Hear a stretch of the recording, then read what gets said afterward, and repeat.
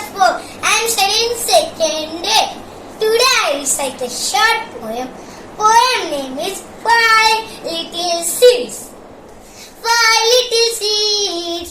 little seeds, three will make flowers and two will make weeds. Five little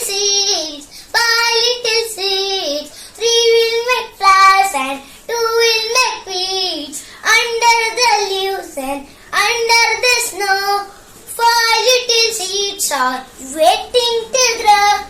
Under the leaves and under the snow, five little seeds are waiting to grow. Out come the sun and down come the shower. Out come the sun and down come the shower. And come the three pretty pink flowers. And come the three pretty pink flowers. Out come the sun that every plant needs. Out come the sun that every plant needs. And up come two